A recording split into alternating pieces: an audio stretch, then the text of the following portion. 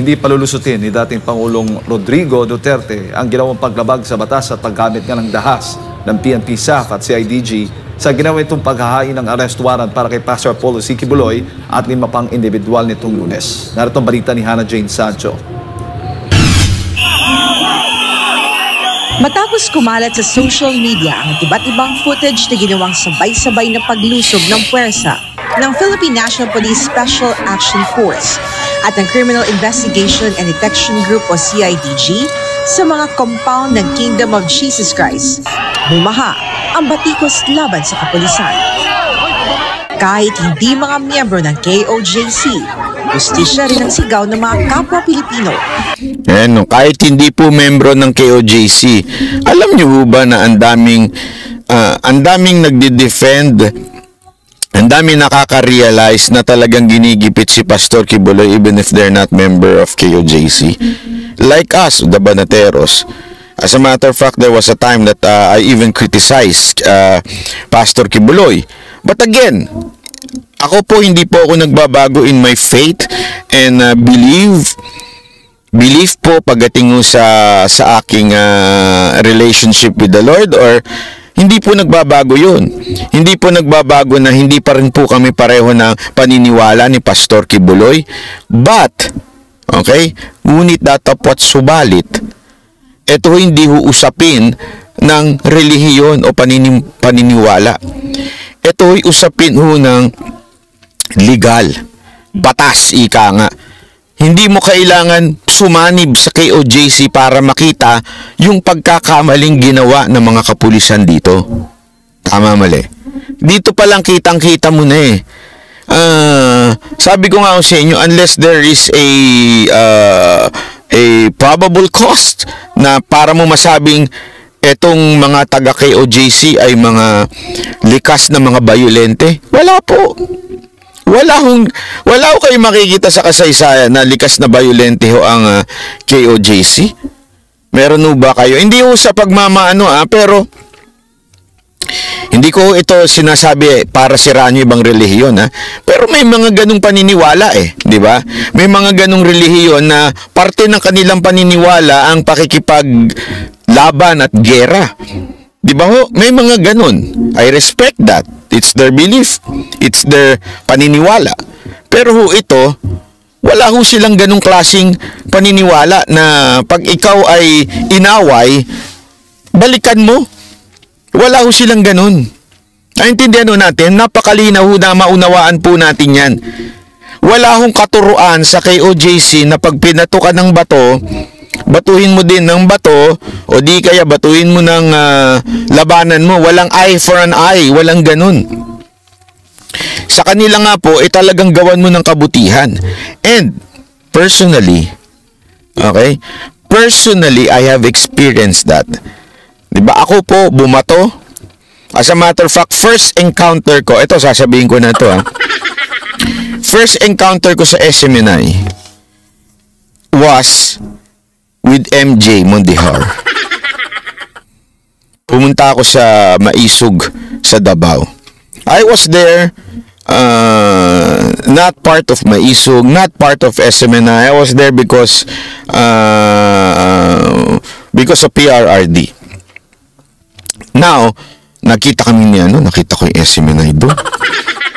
Binati ako ni MJ. Ikaw, binabanata mo kami sabi sa akin. Ito, nakwento ko na to Tapos sabi ko sa kanya, di naman banat yung pitik lang. Hindi pa pitik yun, bugbog yun Oo, totoo, sinabi niya, bugbog yun, di naman pitik yun So alam ko na kaagad na there is a nakarating sa kanila. Kasi si MJ, matagal ng host yan, matagal ng parte ng kanilang news team yan. Sigurado ako napagkakwentuhan nila si Banat Bay. Di ba?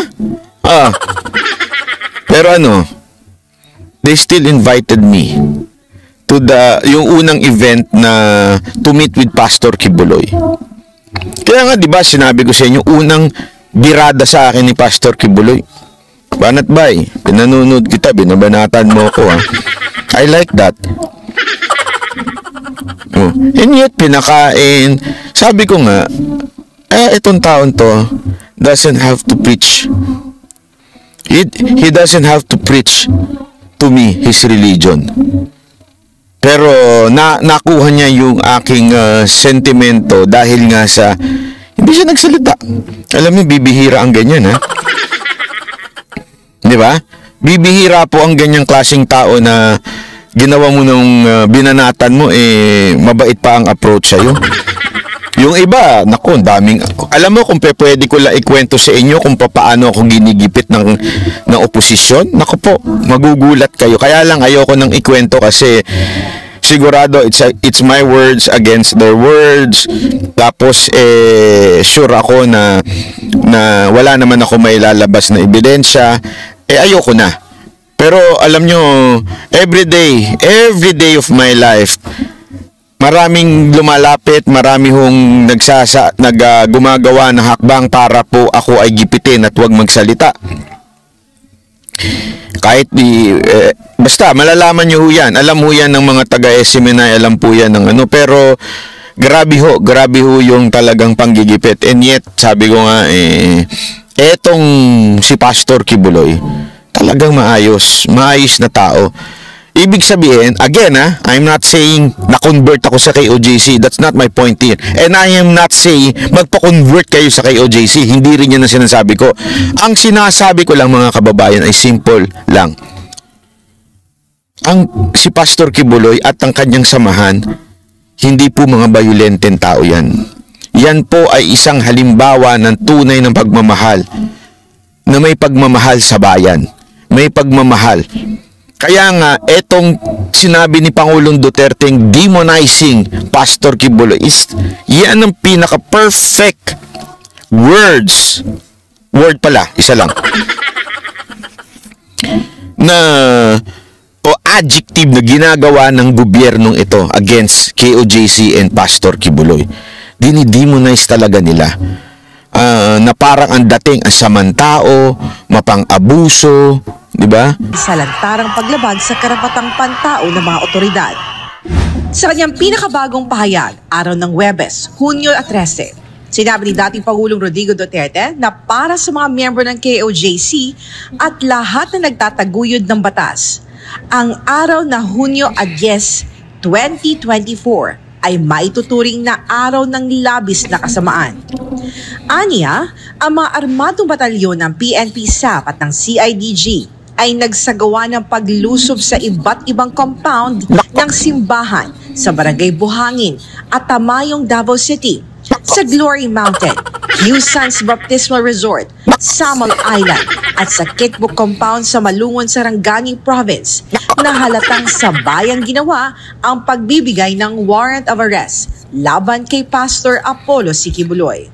Maliban anya sa over-publicized arrest warrants, ang mga otoridad na lumusob ay hindi nagpakita ng anumang search warrant sa lahat ng ari-arian ng simbahan na sinalakay ng mga otoridad. Ito ay isang malinaw na paglabag sa batas, isang overkill o pagmamalabis. Kaya naman ayon sa dating Pangulo, ang kilos na ito ay... Feeling ko may problema ang PNP. Yung mga nag-serve doon, hindi ata nila alam ang ibig sabihin ng search warrant tsaka arrest warrant.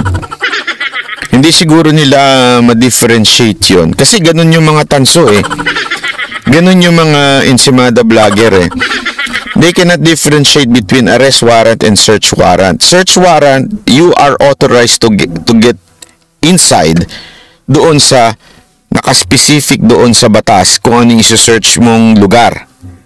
May karapatan ka at pag hinarang ka, anuhin mo. Okay? Yung arrest warrant, nakapertain yun sa tao. Ibig sabihin, pag nandun yung tao, aarestuhin mo yung tao. Ibibigay mo, inaaresto kita dahil dito sa dokumentong na arrest warrant, gano'n to. Now, the only way that you can get inside, pag nag-resist yung inaaresto mo o yung mga tao na nakaibigan o kung sino man o katulad nito congregation, kunwari na si Pastor Kibuloy, eto, isuserve na namin, biglang hinarang sila ng mga ministro. Yun, pwede ka nang medyo magbigay ng sapat na puwersa para maaresto mo yung tao. Actually, pwede mo nga silang kasuhan dahil obstruction of justice yun. Pero yung hindi ka sigurado kung nandun sa loob, paano na natin ma-establish na hindi ka sigurado na naandun sa loob? Kasi, 4 yung pinuntahan mo. So, kung sigurado ka na naandun sa loob yun, bakit 4 yung pinuntahan mo? Yun ang pinupunto dito nung abogado ni Pastor Kibuloy. Kasi kung yun yung ibig sabihin ng arrest warrant. Kaya nga alam nyo mga kababayan, napakagandang laging pinag-uusapan to para maunawaan natin. Kasi this can be abused by law enforcer. Kasi baka mamaya biglang pumunta sa bahay nyo, sasabihin sa inyo, may hinahanap kami na si Juan de la Cruz. Hinahanap namin at merong nagkwento sa amin na naandyan daw sa bahay nyo, kaibigan nyo si Juan de la Cruz, nasa bahay nyo, kaya papasukin namin ang bahay nyo.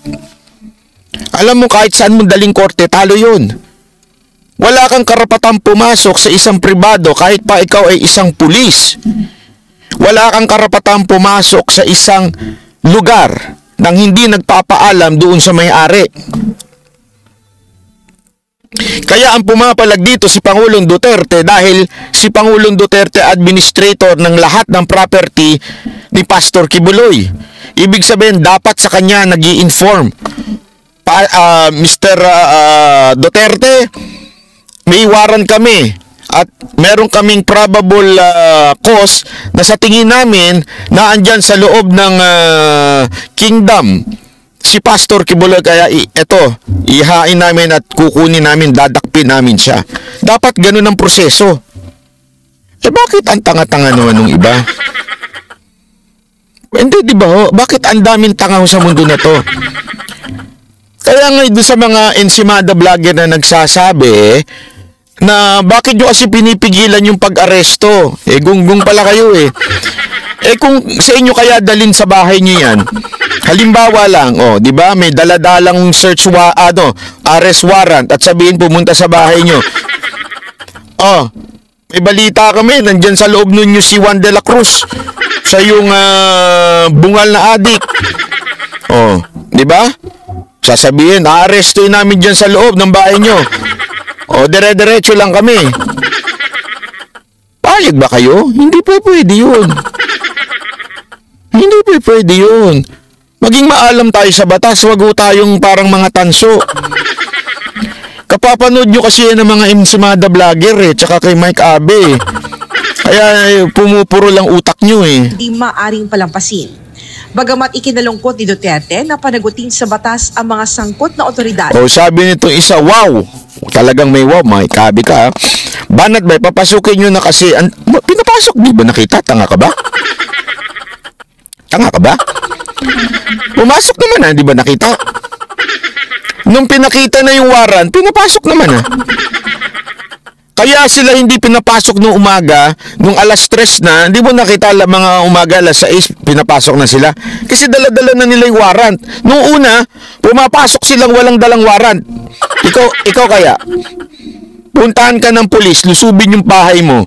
Tapos, walang dala-dalang kahit na anong papel. Sasabihin lang nila, may hinahanap kami. Payag ka? Payag ka.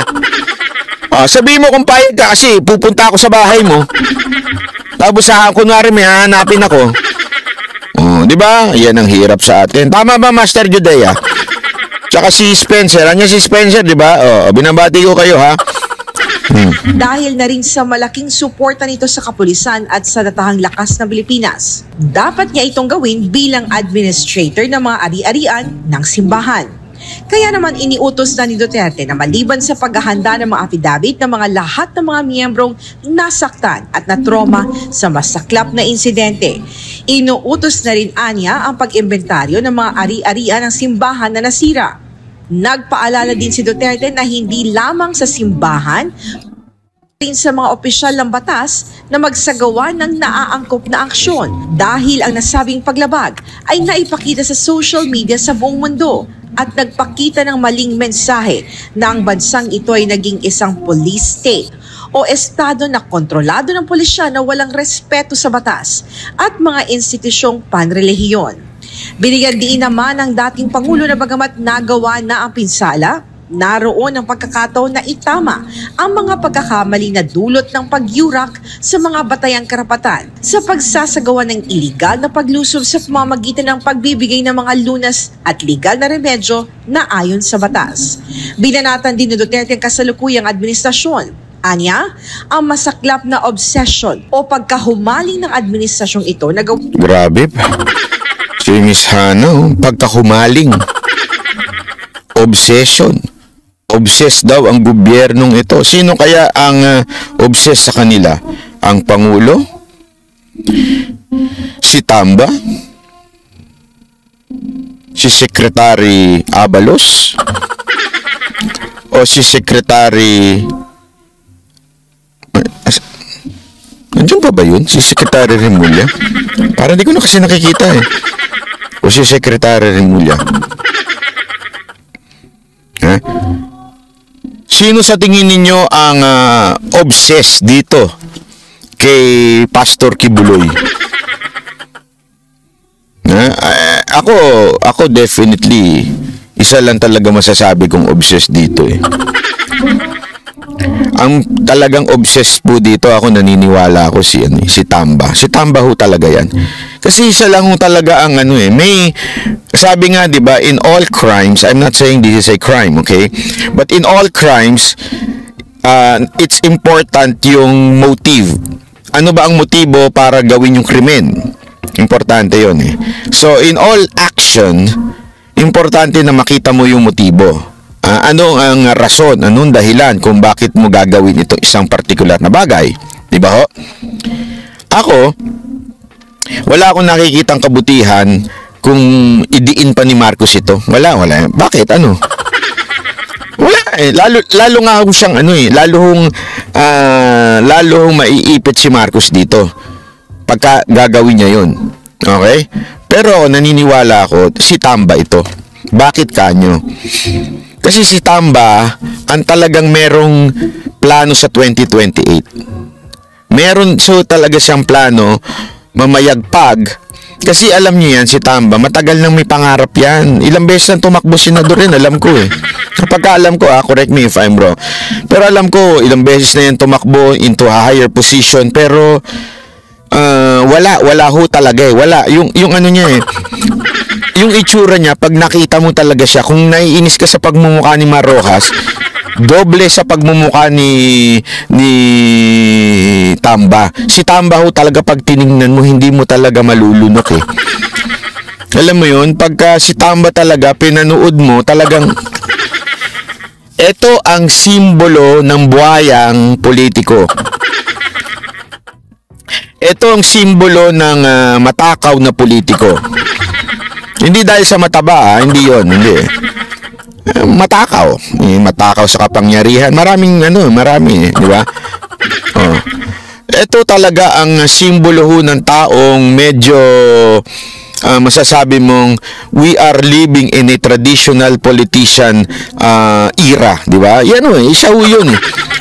At siya ho ang may pasimuno nung kay BP Sara Duterte, nung kay Gloria, siya ho talagang lahat ng pasimuno. Lahat ng black propaganda against Vice President, siya ho. And at the same time, he knows, eto alam niya na si Pastor Kibuloy, pag tumulong during the campaign, todo bigay. Diba? Todo talaga eh. So, isipin nyo to ha. Nung panahon ni Pangulong Duterte, prangka si Pangulong Duterte. Kung hindi dito kay Pastor Kibuloy, hindi naman ako helicopter, eroplano, siya ho lahat eh. Alam mo, ito may aaminin ako sa inyo. I think it was the last rally sa Luneta. nagtaka ko. Medyo tumaas ang kilay ko nun. As in, yung gumaganon-ganon. Dali, pakita natin yung kilay. Ganyan. Tumaas ang kilay ko. Kasi, yun yung huling rally. Ewan ko kasama niya si Pastor Kibuloy. Tapos, sobrang nagpasalamat siya. And, syempre, medyo sabi ko, alam mo naman si Banat Bay, di ba? Medyo, minsan judgmental din. Sabi ko, ano na naman yan? Siguro. Kasi may kilala ako dyan na basta. Alam nyo si Pastor Kibuloy, tumulong lang. Imagine niyo, after that, nakita nyo ba siya na pwesto ni appoint? If there is one person na pwedeng humingi kay Pangulong Duterte ng appointment, si Pastor Kibuloy yun. Di ba? Pero wala eh. Siguro, meron man, in-appoint siyang appointed son of God. Hindi ho si Pangulong Duterte nag-appoint sa kanya nun. Di ba po? Ibig sabihin, wala hong motibo si Pastor Kibuloy nun, kung hindi tumulong lang. At paulit-ulit na sinabi ni Pangulong Duterte na tumulong ito, tao na ito. Tama, mali? At malaking bagay yun. Maniwala kayo sa hindi, sa campaign, malaking bagay ang eroplano, malaking bagay ang helicopter, kasi mas marami kang maiikot. Mas marami kang mapupuntahan at menos gastos na ho yun. And sa dami rin ho ng supporter ni KOJC, malaking bagay ho yun. Kaya ako, feeling ko, isa ho ito sa mga masasabi nating dahilan kung bakit ginigipit po si Pastor Kibuloy, dahil nga ho, alam nilang makakatulong ito kay BP Sara Duterte. Kaya maniwala ho kayo sa hindi. Ako sa tingin ko talagang si Tamba ho ito. By the way nagdi-discuss ho tayo kay Pangulong Duterte at kay Pastor Kibuloy. Yung humihirit na naman ng kung ano-anong topic dyan. Hindi na ako magpapangalan pero lagi niyong ginagawa ito. Kayo na lang ang mag-vlog. Sige na, kayo na lang. Kayo na lang ang mag-vlog. Darating din kasi tayo doon, hindi kayo marunong mag-antay. Lagi kayong ganyan, ha? Hindi ko maintindihan. Pagka merong nagdi-discuss yung tao, biglang pwede, ano masasabi mo dito? Try nyo gawin sa jowa nyo yan. Hindi, try nyo lang. Halimbawa, biglang nag-uusap kayo ng jowa mo, nagdadrama siya. Baby, gusto ko ng punta naman tayo dito. Bigla kang hihirit. Ay, ang ganda ng kanta ng Bini. Ang ganda ng ngayon, ha? Siguradong titignan ka ng masama nun, eh. Tangin naman, nagdadrama ako dito. Bigla kang kung ano-anong topic, iaano mo. Pwede. Maaari po ba? Maaari, ako nagsasabi lang naman ako. Hindi po ako nambabara ng followers, ha? Ang sinasabi ko lang, let's learn how to wait, ha? Why? Because waiting is a virtue.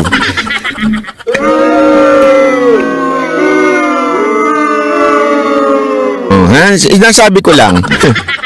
Hindi po ako nagagalit, ha? Nagja-joke lang po ako.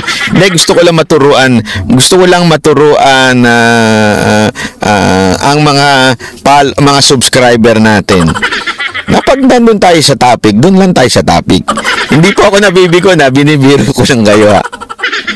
Nang nalambing lang po ako. Ganito po ako manglambing. Narating tayo sa lahat ng bagay. Easy lang. Alam mo nga, minsan nga gusto ko na lang mag-vlog ng ganito, eh.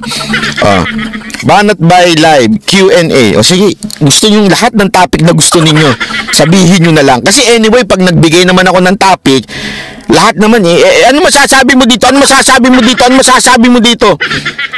Masama si Pastor Apollo Kibuloy kahit hindi pa siya nahahatulan ng korte, ay isang malinaw na maniobra upang ilihis sa atensyon mula sa totoo at lumalalang krisis sa bansa na dulot ng korupsyon, kawalan ng kakayahan at pang-aabuso ng kapangyarihan.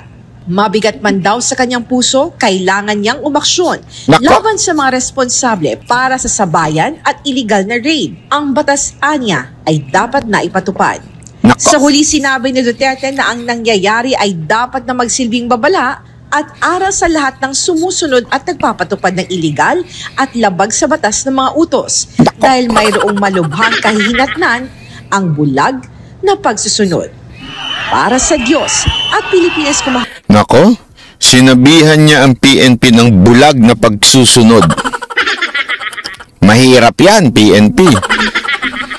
Nangyari na yan nung panahon ni Ferdinand Marcos Sr. Alam nyo, ito, makinig kayo PNP maging aral na ho sa inyo ito.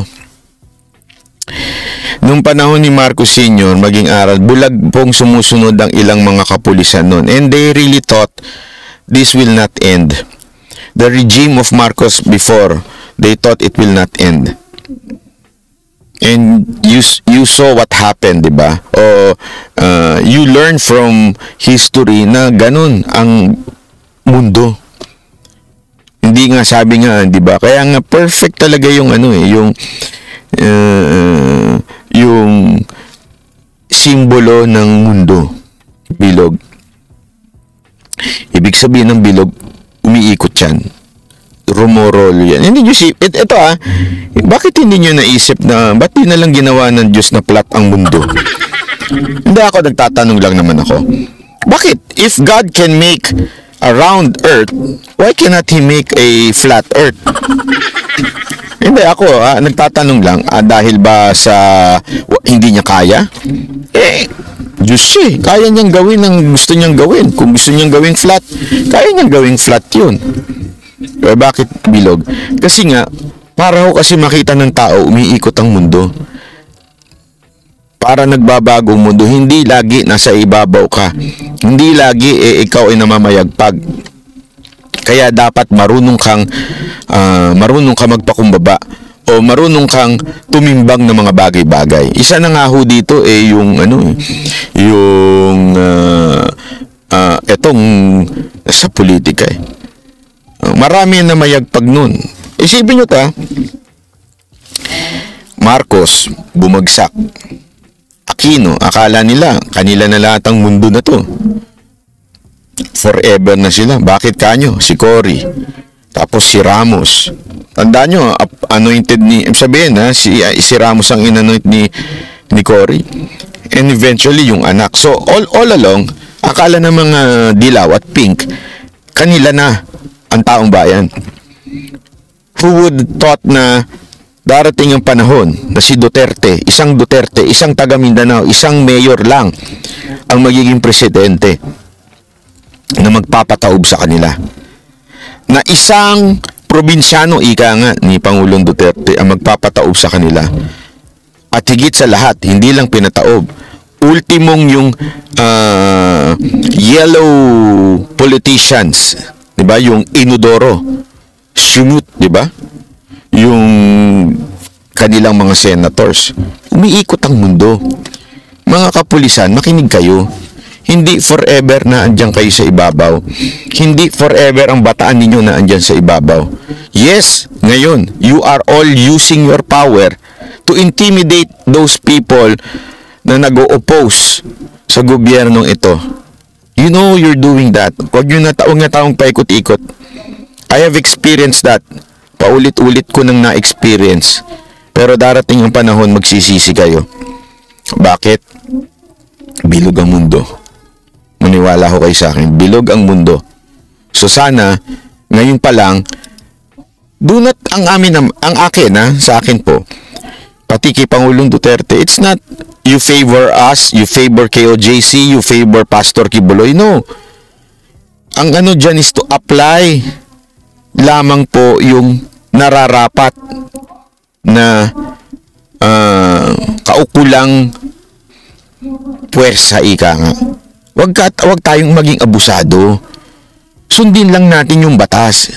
Huwag tayong lumalagpas doon porket nautusan lang tayo. Huwag ganun.